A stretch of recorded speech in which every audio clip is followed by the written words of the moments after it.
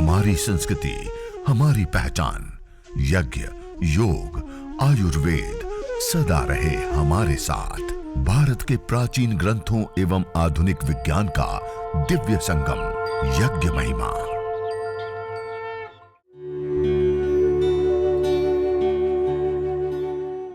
भारतीय संस्कृति में यज्ञ, योग एवं आयुर्वेद जैसी अमूल्य विद्याएं हैं, जिसका मूल है वेद। इतिहास की ओर दृष्टि डालें तो भगवान राम, भगवान कृष्ण से लेकर राजा महाराजाओं, ग्रामवासियों व अरण्यवासी ऋषियों की कुटियों तक नित्य व नैमित्तिक यज्ञों का प्रचलन देखने को मिलता है। आज सब लोग फोन यूज कर रहे हैं, सबके पास है फोन। हमारे घर में टॉयलेट सीट के ऊपर जितने खतरनाक और भारी मात्रा में जानलेवा बैक्टीरिया होता है, उससे भी कई गुना ज्यादा खतरनाक और बड़ी मात्रा में बैक्टीरिया हमारे फोन और फोन के कवर के ऊपर होते हैं। हम दिन में कितनी बार साफ करते हैं? साफ नहीं करते। और दिन में कितनी बार उसको छूते हैं? बेहिसाब। हर चीज को छुए, उसको छुए, हर चीज को छुए, उसको। ये भारी मात्रा में बैक्टीरिया होता है इसके ऊपर। आज जो रिसर्च हो रही है, सबसे बड़ी मात्रा में कम्युनिकेबल डिजीज को देने वाला फोन है। इसी प्रकार हमारे घर के अंदर दरवाजे होते हैं, हैंडल होते हैं, हर व्यक्ति आता है उस हैंडल को पकड़ता है, हर व्यक्ति आता है उस हैंडल को पकड़ता है। वहां पर सीढ़ी चढ़ते हैं, उतरते हैं, ग्रिल होती है, हर व्यक्ति आकर के उसके ऊपर हाथ रखते हैं। हमारे घर के अंदर सोफे होते हैं, पर्दे लगे होते हैं, कितने दिन में सोफा धोते हैं? उसके ऊपर भी बहुत, आप एक बार माइक्रोस्कोप से देखें ना, दूसरी बार हाथ नहीं लगाएंगे, इतने बैक्टीरिया होते हैं। और इन सब के कारण से कम्युनिकेबल डिजीज होती है। क्या होती हैं? अलग अलग कई सारी बीमारियां, रोगाणु। और WHO के आंकड़े बताते हैं, हम भारतवर्ष में जितने का अन्न नहीं खा जाते हैं, उससे ज्यादा का कम्युनिकेबल डिजीज होने के बाद उसको ठीक करने के लिए दवाइयां खा जाते हैं। और उसके बावजूद पूरी दुनिया में 2.25 करोड़ लोगों की मौत हो जाती है। कितने लोग?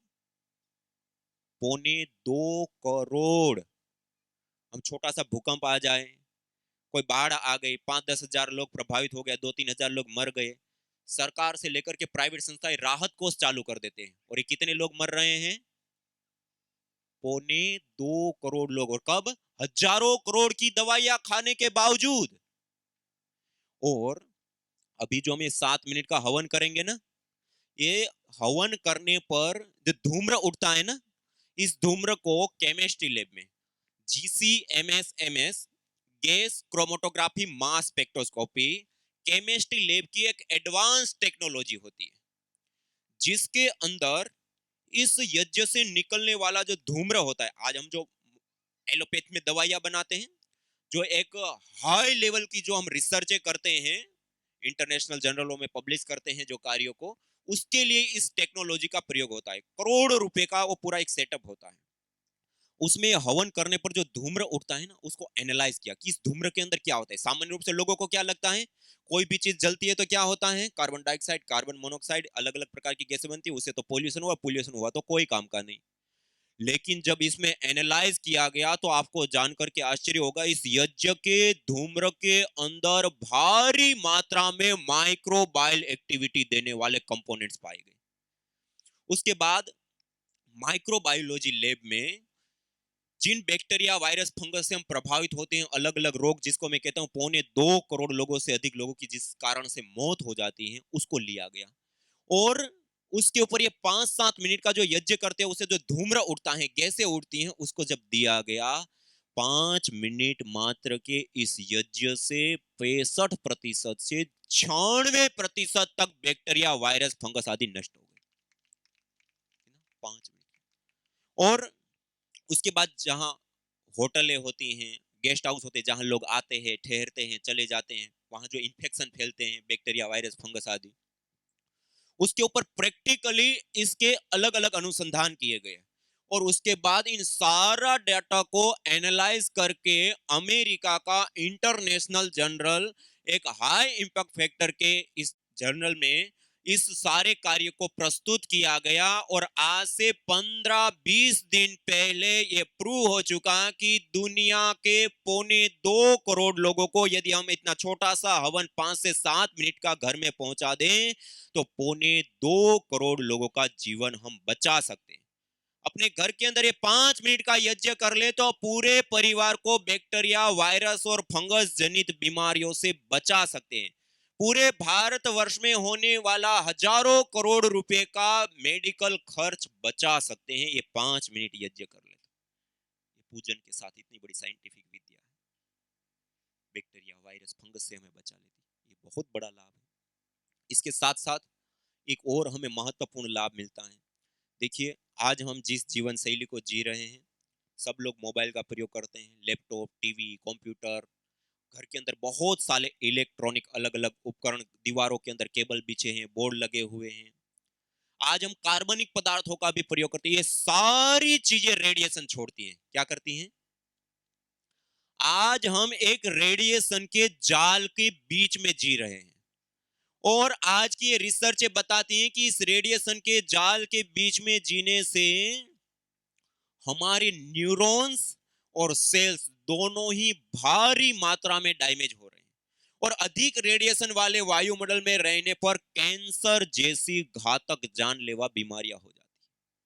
और ये जो हम 5-7 मिनट का यज्ञ करते हैं, जयपुर यूनिवर्सिटी राजस्थान और central pollution government board Delhi दोनों ही जगह पे अलग अलग कई सारे परीक्षण किए और ये 7 मिनट का यज्ञ करने पर जो ऑर्गेनिक मॉलिक्यूल्स वायुमंडल में आते हैं वो इलेक्ट्रोमैग्नेटिक रेडिएशन और एटॉमिक रेडिएशन दोनों ही प्रकार के रेडिएशनों को दूर करते हैं, उससे हमारा बचाव कर देते हैं।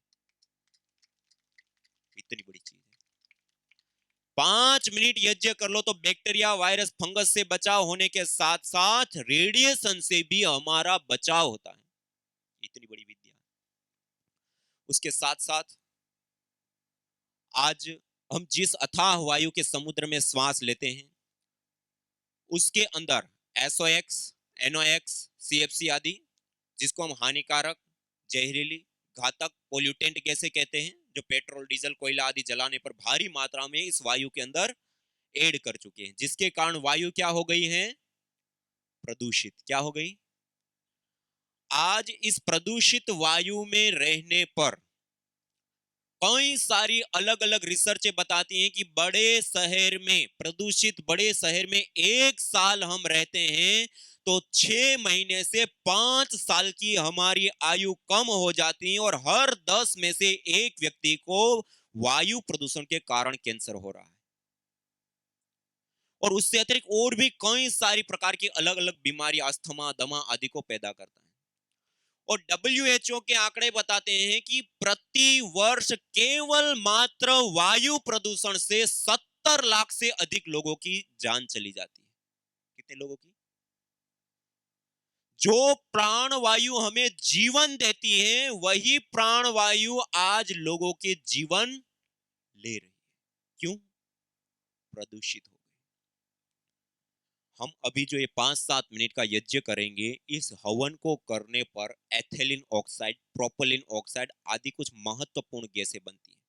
वो जब वायुमंडल के अंदर आती हैं तो एक फोटोकेमिकल प्रोसेस के परिणाम स्वरूप, आपने एक फोटोसिंथेसिस प्रक्रिया सुनी होगी, पढ़ी होगी, देखा होगा। क्लोरोफिल, पत्तों का जो हरापन होता है उसके ऊपर जब सूर्य की किरणें पड़ती हैं तो वायुमंडल के अंदर कार्बन डाइऑक्साइड के बॉन्ड होते हैं, वो टूटते हैं। CO2, कार्बन का एक कण, ऑक्सीजन के 2 पार्टिकल, ये टूटते हैं तो कार्बन को वो अपना आहार बना लेता है और ऑक्सीजन अलग हो जाती है। हम सामान्य रूप से क्या कहते हैं? पेड़ पौधे ऑक्सीजन देते हैं। पेड़ पौधे कोई ऑक्सीजन नहीं देते। इस प्रोसेस से पहले से ही जो बॉन्ड है वो टूटता है, अलग होती है। इसको कहते हैं फोटोसिंथेसिस प्रक्रिया। इसी प्रकार एक दूसरी प्रोसेस होती है, उसको कहते हैं फोटोकेमिकल प्रोसेस। क्या कहते हैं? Photochemical process. गैस गैस आपस में मिलने पर, एक निश्चित टेम्परेचर मिलने पर उसके बॉन्ड टूटते हैं, बनते हैं, टूटते हैं, बनते हैं। ये जिस अथाह वायु के समुद्र को हम नहीं देख सकते उसमें आमूल चूल परिवर्तन निरंतर ये चल रहे होते हैं, जिसके परिणाम स्वरूप SOx, NOx, CFC जो हानिकारक जहरीली घातक गैस है, जिसके कारण से 70 लाख से अधिक लोगों की जान चली जाती है, वो गैसें भी यज्ञ करने पर न्यूट्रलाइज हो जाती है, खत्म हो जाती है, दूर हो जाती है।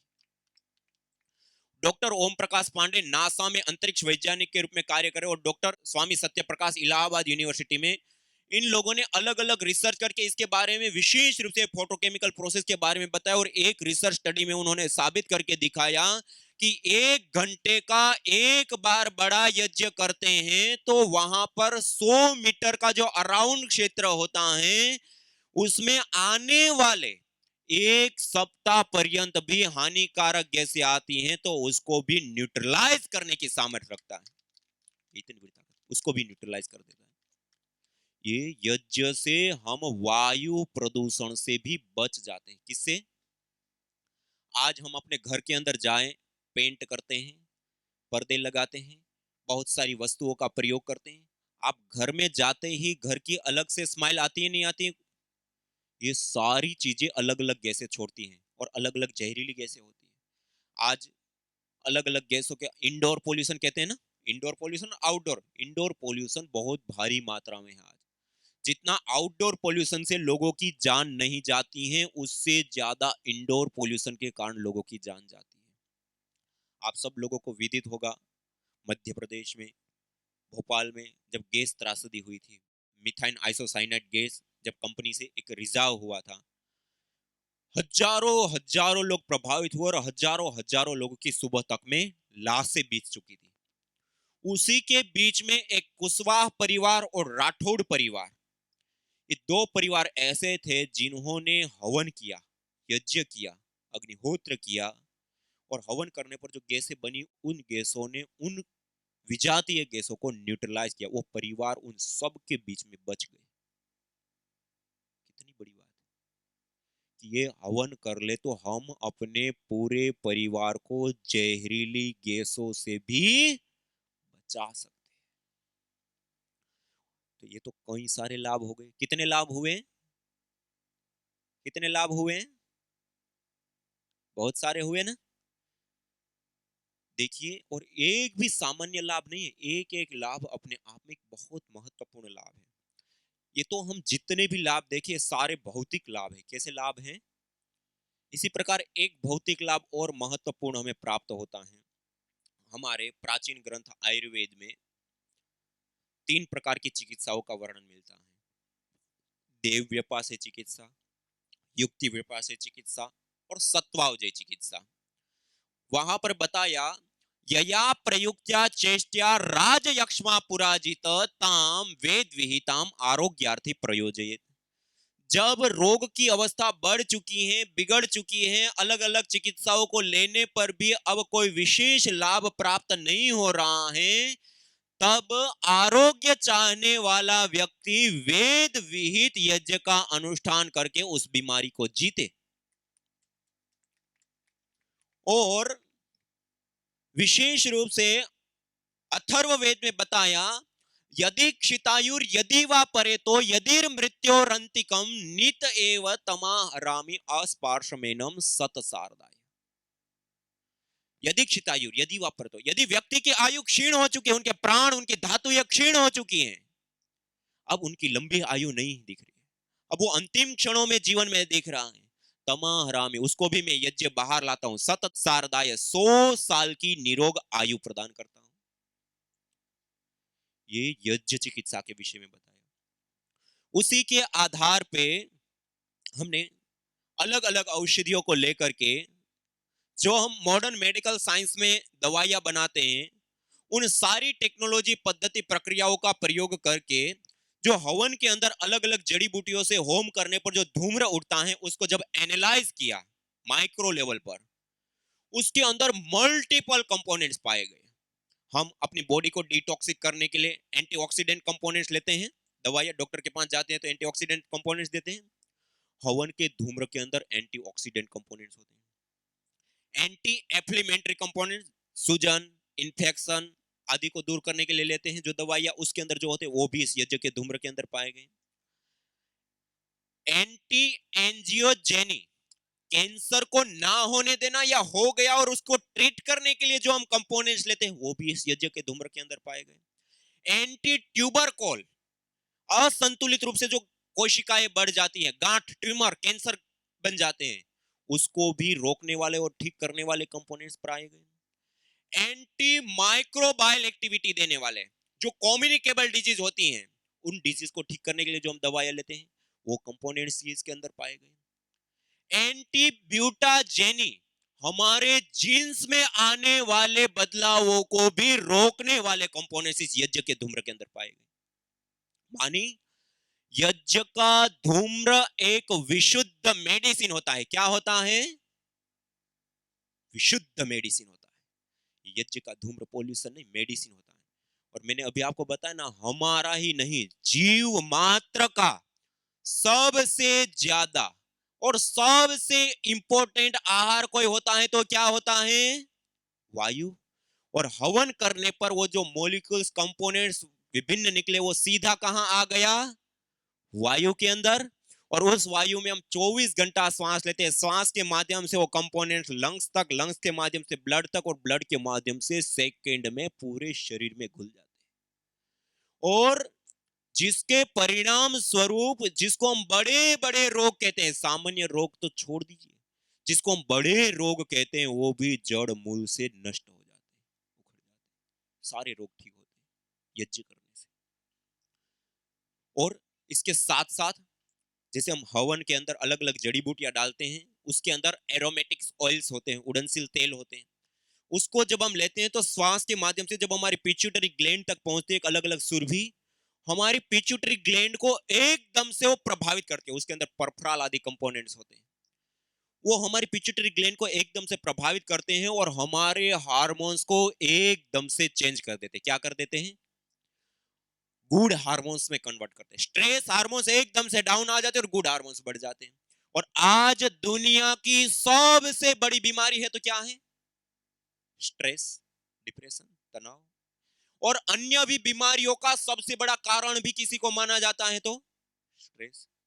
और हवन करने पर तात्कालिक तुरंत स्ट्रेस, तनाव, डिप्रेशन दूर हो जाता है। और एक आश्चर्य की बात, आज तक दुनिया में न्यूरोकेमिकल्स को बैलेंस करने के लिए कोई पद्धति, प्रक्रिया, दवाई नहीं है हमारे पास। जब हम मंत्रोच्चारण पूर्वक हवन करते हैं 5 से 7 मिनट, ये हवन करने पर हमारे न्यूरोकेमिकल्स एकदम से बैलेंस में आ जाते हैं। ये कितनी बड़ी बात है। कोई पद्धति, प्रक्रिया या दवाई नहीं है, हवन करने पर हमारे न्यूरोकेमिकल्स, और जब न्यूरोकेमिकल्स हमारे बैलेंस है तो शरीर पूरा हमारे बैलेंस में होता है। तो ये इतना बड़ा लाभदायी होता है। इसी प्रकार से ये यज्ञ चिकित्सा जब हम करते हैं तो उसमें जो मंत्रों का पाठ करते हैं, ये जो सुगंधित द्रव्य है, ये जो मॉलिक्यूल्स, कंपोनेंट, उन सब से हमें लाभ होता है। और उसके साथ साथ एक महत्वपूर्ण चिकित्सा के रूप में लाभ होता है। आज आप सब लोगों ने नैनो टेक्नोलॉजी शब्द सबने सुना हुआ है। आज पूरी दुनिया नैनो टेक्नोलॉजी की ओर जा रही है। क्यों? नैनो टेक्नोलॉजी क्या है? 1 मीटर का 1 अरबवा हिस्सा को 1 नैनोमीटर कहते हैं। कितना? 1 अरबवा हिस्सा 1 नैनोमीटर होता है। वो इतना सूक्ष्म होता है, हम अपनी 5 में से एक भी इंद्रिय से उसको ग्रहण नहीं कर सकते, इतना सूक्ष्म होता है। और नैनो टेक्नोलॉजी का एक सिद्धांत होता है कि जो पदार्थ जितना ज्यादा सूक्ष्म होता है, जितना ज्यादा उसको तोड़ा जाता है, उतना ही ज्यादा वो ताकतवर और शक्तिशाली बनता है। आज हम अलग अलग बहुत सारी चीजों का प्रयोग करते हैं। एक हाइड्रोजन गैस, धरती पर एक ऐसी गैस है जो सबसे तेजी से आग पकड़ती है। जिस सूर्य जैसे पिंड का हम प्रकाश ले रहे हैं, वहां पर हाइड्रोजन गैस का दहन होता है। हाइड्रोजन को जब तोड़ा जाता है तो हाइड्रोजन से हीलियम बनता है। क्या बनता है? हीलियम। वो उसकी अपेक्षा कई गुना ज्यादा ताकतवर और शक्तिशाली पदार्थ होता है। हीलियम को तोड़ते हैं तो लिथियम बनता है, वो उससे भी कई गुना ज्यादा ताकतवर और शक्तिशाली पदार्थ होता है। और हाइड्रोजन से हीलियम, हीलियम से लिथियम, और लिथियम को तोड़ते हैं तो यूरेनियम बनता है, वो उससे भी कई गुना ज्यादा ताकतवर और शक्तिशाली पदार्थ होता है। आज हम ग्रह, उपग्रह के ऊपर जाते हैं, सैटेलाइट छोड़ते हैं, तब हम उस ईंधन का प्रयोग करते हैं। चंद्र तक चले जाते हैं और वापस भी आ जाते हैं, तब भी बच जाता है ईंधन। उसका यदि हम अपने जो गाड़ियों का प्रयोग करते हैं उसके अंदर थोड़ी सी मात्रा में प्रयोग कर ले तो जब तक गाड़ी चले हमें ईंधन ना डालना पड़े, इतना ज्यादा ताकतवर होता है। किस आधार पे? नैनो किया। क्या किया? तोड़ा। इसी प्रकार हर एक चीज में आप देख सकते हैं, जैसे आयुर्वेद के अंदर हम अलग अलग औषधियां दवाइयां लेते हैं। आयुर्वेद में सामान्य रूप से आसव, अरिष्ट, वटी, चूर्ण आदि हमें देते हैं, लेकिन जब रोग की अवस्था बढ़ चुकी है, बिगड़ चुकी है, तब आयुर्वेद के वैद्य क्या देते हैं? रस रसायन विद्या, भस्म। जिन तत्वों की हमारे शरीर को आवश्यकता होती है वो जिस पदार्थ के अंदर है उसको पहले जला करके भस्म बना देते, राख बना देते, फूंक मारे तब भी वायुभूत हो जाए।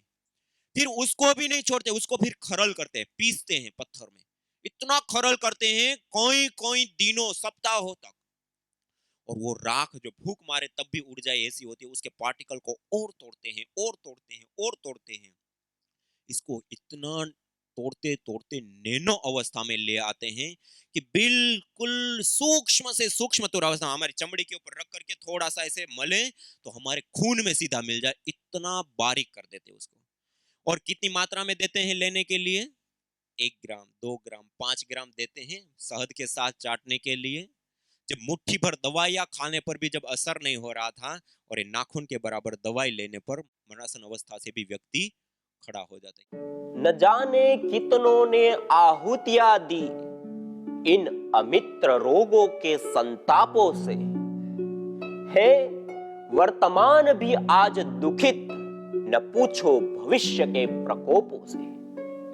प्रत्युष पावनी होती जहां यज्ञानुष्ठान घर आंगन में, वहां मनुष्येतर सब झूमते शांति भरे सुख आनंद से। इदम हविर्यातो धाना नदी फेना इमाम वहत, अर्थात जैसे नदी का जल जाग को बहा ले जाता है, वैसे ही यज्ञ में आहूत की हुई हवि सभी प्रकार के रोग, दोष, ताप, संतापों को वैसे ही बहा ले जाती है जैसे नदी। जागो।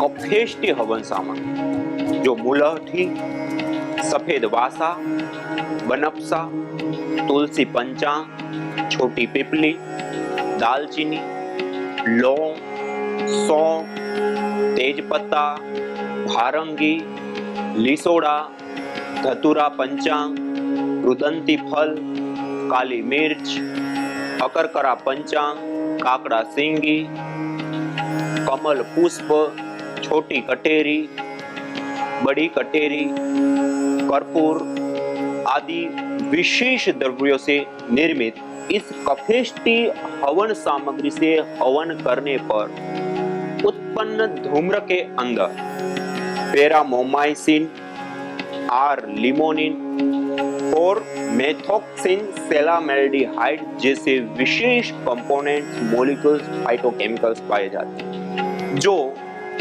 श्वास संबंधी रोग, दमा, कास, स्वरभेद, नजला, साइनस, खांसी आदि कफज रोगों में विशेष करके लाभदायी होती है।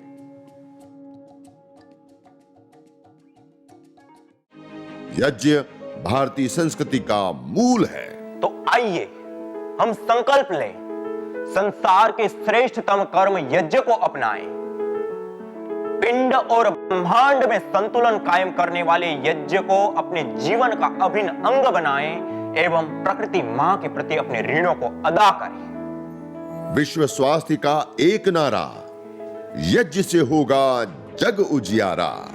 भारतीय संस्कृति की अमूल्य विरासत यज्ञ की महिमा को जानने हेतु वैदिक चैनल पर प्रतिदिन प्रातः एवं सायं 11:30 बजे यज्ञ महिमा कार्यक्रम से जुड़े।